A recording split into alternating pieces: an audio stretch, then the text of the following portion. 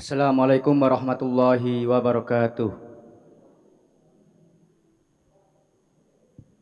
Alhamdulillahilladzi an'ama bi nikmati iman wa ihsan wa nusallimu ala khairil anam sayyidina Muhammadin wa ala alihi wa sahbihi ajmain. Amma ba'du. Bapak Ibu yang dimuliakan oleh Allah, marilah kita senantiasa meningkatkan iman dan takwa kita. Salah satunya yaitu dengan selalu mensyukuri nikmat Allah serta menggunakannya untuk amal ibadah dan kebaikan. Tak lupa juga sholawat serta salam semoga tetap terlimpahkan kepada Nabi besar, Nabi agung, Nabi Muhammad Sallallahu Alaihi Wasallam, kepada keluarga, sahabat dan para pengikutnya yang senantiasa istiqomah.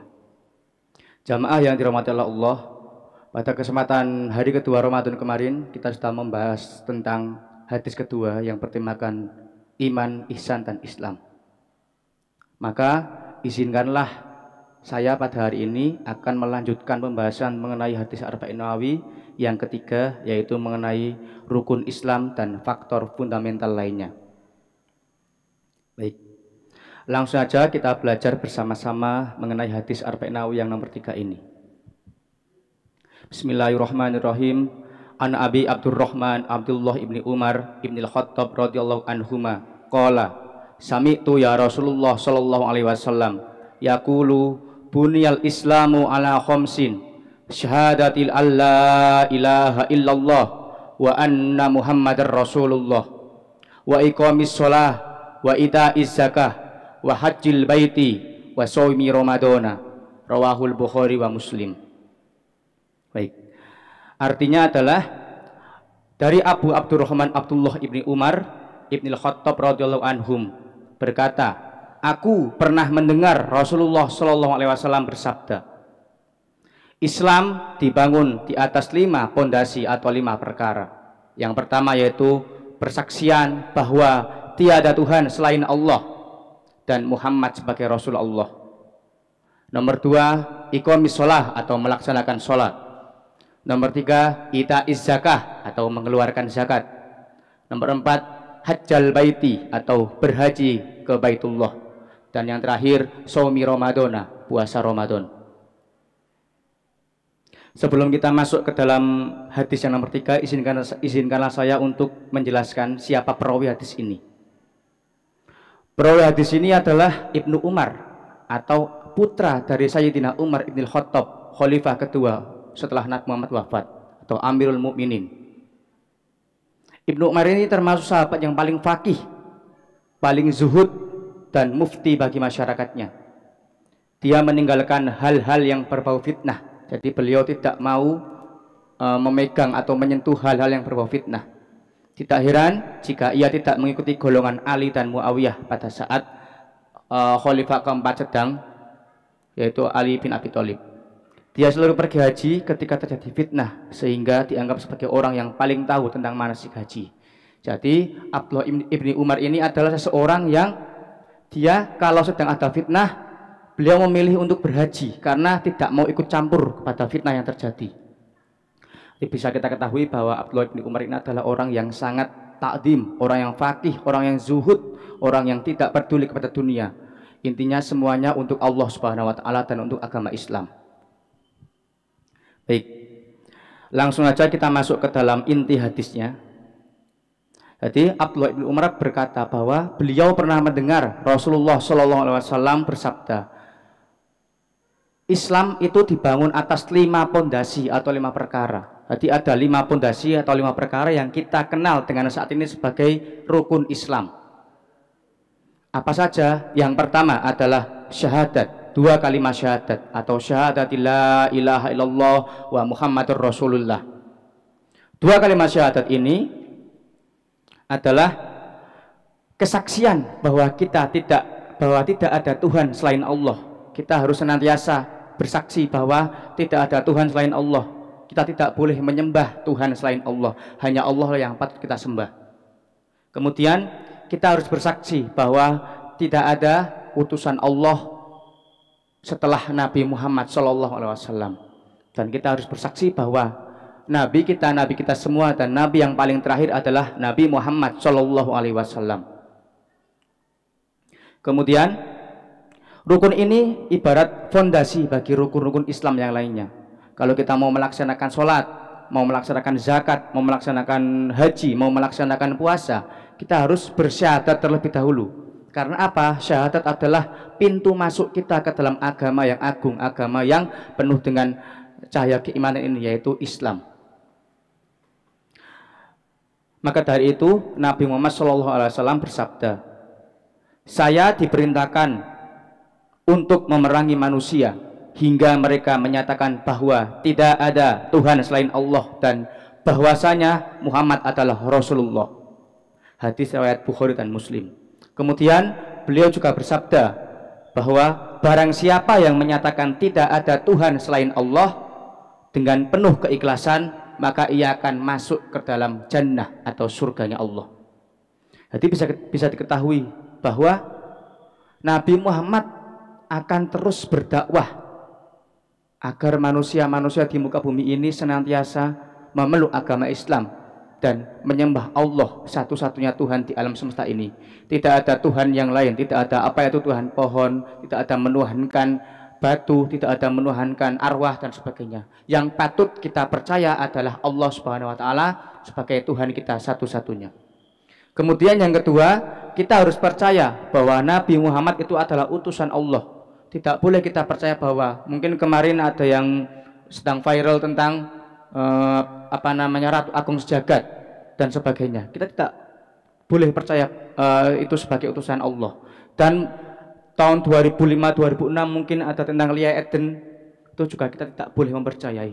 Bahwa kita harus percaya bahwa Nabi Muhammad utusan Allah. Kita harus percaya bahwa Nabi Muhammad itu adalah utusan Allah. Para jamaah yang dirahmati Allah, mungkin para jamaah apakah masih ingat kapan terakhir kali mengucapkan 2 kalimat syahadat? Apakah tadi, ataukah kemarin, ataukah mungkin selama hidup belum pernah dengan sadar mengucapkan 2 kalimat syahadat? Mungkin mengucapkannya pada saat sholat, itu kan sudah sebagai kebiasaan kita. Tapi apakah pernah dengan sadar mengucapkan 2 kalimat syahadat bahwa kita bersaksi bahwa Allah itu utusan Allah dan Nabi Muhammad, bahwa Allah itu Tuhan kita dan Nabi Muhammad itu adalah utusan Allah? Maka izinkanlah saya di sini mengajak para jamaah untuk bersama-sama coba kita resapi kembali, coba kita bersaksi kembali bahwa tiada Tuhan selain Allah dan Muhammad Rasulullah. Mungkin setelah ini bisa ditirukan, kita bersyahadat bersama-sama. Bismillahirrahmanirrahim. Asyhadu an la ilaha illallah wa asyhadu anna Muhammadar Rasulullah. Aku bersaksi bahwa tidak ada Tuhan selain Allah, dan aku bersaksi bahwa Nabi Muhammad adalah utusan Allah. Baik, semoga setelah kita mengucapkan 2 kalimat syahadat ini, keimanan kita akan bertambah lagi dan kita diakui sebagai umatnya Nabi Muhammad serta diakui sebagai makhluk Allah, dan semoga kita besok dimasukkan ke dalam surganya Allah Subhanahu wa taala. Amin amin ya rabbal alamin. Baik. Yang kedua yaitu iqamis shalah atau menegakkan salat.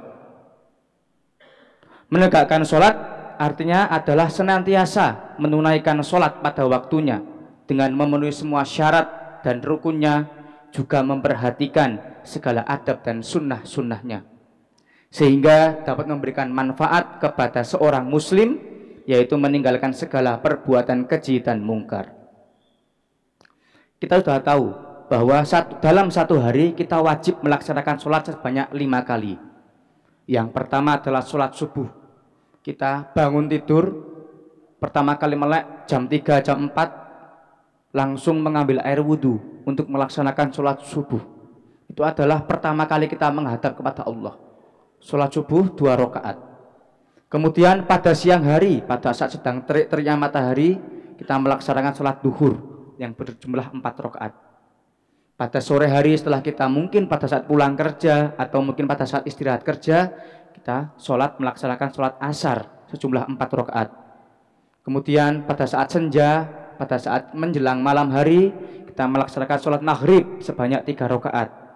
Dan yang terakhir, pada saat kita sebelum tidur, jangan lupa kita juga melaksanakan sholat isya sebanyak 4 rakaat. Dalam satu hari kita wajib melaksanakan sholat wajib sebanyak 17 rakaat, dimulai dari subuh dan diakhiri dengan isya. Namun selain itu kita juga dianjurkan untuk melaksanakan sholat-sholat sunnah lainnya, terutama sholat-sholat sunnah yang hukumnya hampir mendekati wajib atau sunnah muakkad. Yang pertama yaitu sholat rawatib. Apa itu sholat rawatib? Sholat sebelum sholat wajib dan setelah sholat wajib, atau sholat qobliyah dan sholat ba'diyah. Itu insya Allah kalau kita melaksanakan sholat rawatib, itu adalah bagaimana kita yang aslinya sholat, misalkan kita sholat wajib, sholatnya kurang sempurna, insya Allah akan disempurnakan oleh sholat-sholat rawatib tersebut, yaitu sholat qobliyah dan sholat ba'diyah. Kemudian ada sholat malam atau biasa kita sebut sebagai sholat tahajud. Sholat tahajud dilaksanakan pada saat sepertiga malam. Apa fadilah sholat tahajud? Sholat tahajud memiliki fadilah yaitu pada saat kita berdoa pada sepertiga malam, insya Allah doa kita akan dicatat oleh malaikat dan akan langsung disampaikan kepada Allah. Maka dari itu, yang mungkin sekarang sedang bulan puasa, sahur bangun jam 3, bangun jam setengah 4, setelah kita makan makanan sahur, jangan langsung tidur Bapak Ibu ya. Mungkin bisa langsung melaksanakan sholat tahajud. Tidak usah banyak-banyak, 2 atau 4 rakaat saja. Kemudian ada sholat duha, yaitu sholat pada saat pagi hari setelah sholat subuh, setelah terbitnya matahari. Itu juga memiliki fadilah. Apa itu fadilahnya? Yaitu adalah memperlancar rezeki. Insya Allah, jikalau kita rezeki sedang mepet, sedang seret, sholat duha, Pak Ibu, insya Allah kita akan dilaksanakan rezekinya. Sholat duha juga nggak usah banyak-banyak, minimal 4 rakaat saja. Bacaannya sama seperti sholat-sholat yang lain. Setelah itu dilanjutkan dengan membaca doa setelah sholat duha.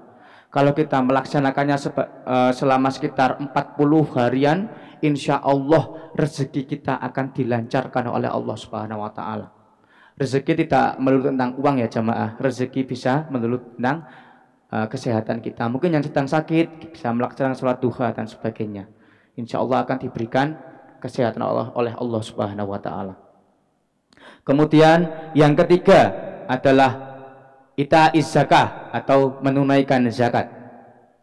Zakat yaitu memberikan bagian tertentu dari harta yang dimiliki kepada mustahik. Jadi harta kita yang dimiliki oleh kita tidak sepenuhnya milik kita semuanya. Ada 2,5% yang wajib diberikan kepada orang-orang yang membutuhkan. Orang-orang yang membutuhkan itu disebut sebagai mustahik zakat atau orang yang menerima zakat.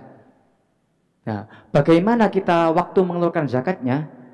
Kita waktu mengeluarkan zakatnya adalah ketika harta tersebut telah mencapai 1 nisab, yaitu batas minimal wajib zakat, dan telah memenuhi berbagai syarat-syarat wajib zakat.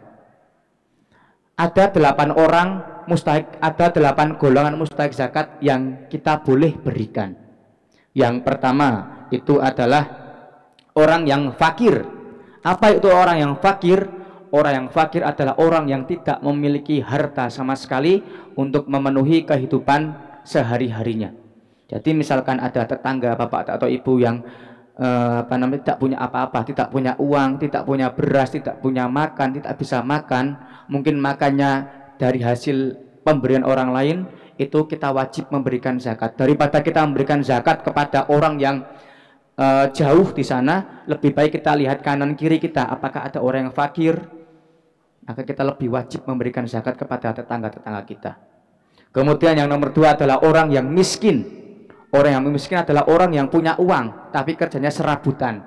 Uangnya hanya bisa dipakai untuk memenuhi kebutuhan sehari-hari. Itu pun mungkin hanya makan sekali atau 2 kali saja.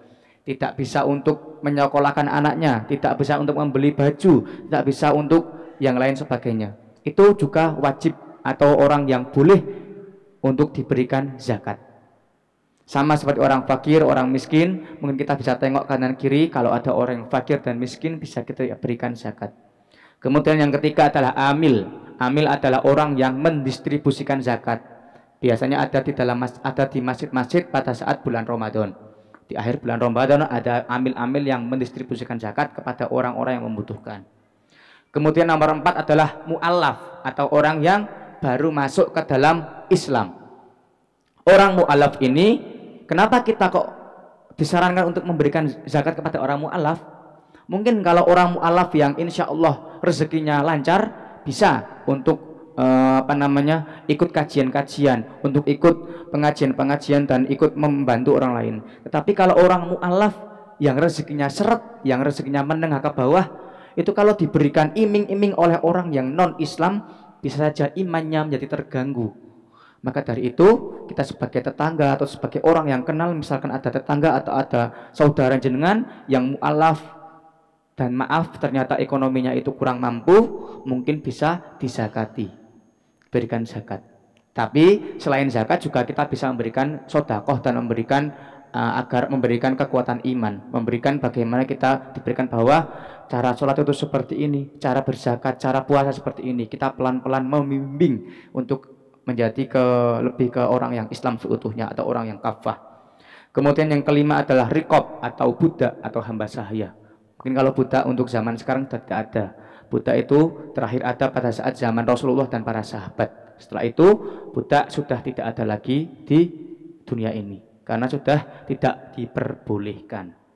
Kemudian nomor 6 yaitu ghorim atau orang yang mempunyai utang sangat banyak sampai dia kesulitan untuk melunasinya. Misalkan ada orang yang berhutang satu hari 100 ribu, besok dikembalikan 100 ribu, besoknya lagi hutang lagi sampai hutangnya itu tidak bisa dihitung kembali. Itu kita wajib menzakati orang tersebut. Kemudian yang ketujuh adalah fisabilillah atau orang yang berjuang di jalan Allah. Seperti contoh ustadz, ustazah, kiai, guru, itu juga orang yang bisa kita zakati. Karena seorang guru itu adalah membimbing, apalagi guru agama Islam, guru di sekolah-sekolah Islam, guru ngaji, guru TPQ, itu juga wajib atau boleh kita zakati. Jadi misalkan ada tetangga atau ada saudara, mungkin ada sebelah rumah TPQ, itu mungkin bisa guru-guru ngajinya bisa dizakati. Karena itu mungkin bagi kita sepele mengeluarkan 2,5%, beras 2,7 kilo mungkin bagi kita sepele. Tapi mungkin bagi orang-orang yang membutuhkan seperti fisabilillah, orang-orang yang berdakwah di jalan Allah, itu mungkin sesuatu hal yang sangat mulia sekali, yang sangat banyak. Kemudian yang terakhir adalah ibnu sabil atau orang yang dalam perjalanan atau musafir. Misalkan kita melihat di jalan ada orang yang tiba-tiba motornya mogok, ditanya, "Pak, mau kemana?" "Saya mau ke kota A." Jaraknya padahal masih 20 kilo lagi, masih 30 kilo lagi. Itu juga misalkan pada saat bulan puasa, kita juga boleh menzakati orang tersebut. Itu tadi ada 8 orang yang boleh kita zakati. Kemudian Allah berfirman dalam surah Al-Mu'minun, dan orang-orang yang menunaikan zakat dan orang-orang yang dalam hartanya terdapat hak yang jelas bagi orang-orang miskin yang meminta-minta dan tidak mau meminta-minta. Zakat merupakan ibadah yang berhubungan dengan harta benda. Maka melalui zakat ini akan tercipta keseimbangan sosial, terhapusnya kemiskinan, terjalin kasih sayang, dan saling menghargai sesama muslim. Jadi dengan zakat ini kita bisa bersilaturahmi, mungkin kepada tetangga-tetangga kita yang awalnya tidak akrab. Dengan cara zakat kita bisa mengakrabkan kembali, kita bisa melanggengkan silaturahmi lagi kepada tetangga atau saudara-saudara kita yang membutuhkan. Kemudian yang nomor 4 adalah haji atau hajjal baiti, pergi ke Baitullah untuk melaksanakan haji. Haji adalah ibadah pergi kita ke Baitullah untuk melaksanakan haji di Makkah Al-Mukarramah pada bulan-bulan haji. Kapan saja bulan-bulan haji? Yaitu pada bulan Syawal, bulan Dzulqa'dah, dan 10 hari pertama di bulan Dzulhijjah.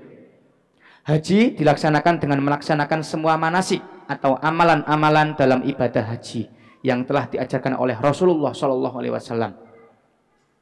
Haji juga merupakan ibadah yang berhubungan dengan harta dan jiwa yang membawa berbagai dampak positif bagi individu dan masyarakat. Jadi, dan orang berhaji itu juga harus kuat dua hal. Yang pertama fisik, yang kedua materi. Kalau ada orang yang punya uang banyak, hartanya bermiliar-miliar, puluhan triliun, tapi nggak kuat pergi haji, itu tidak diwajibkan untuk berhaji. Dan haji itu adalah untuk orang yang mampu, mampu secara fisik dan mampu secara materi.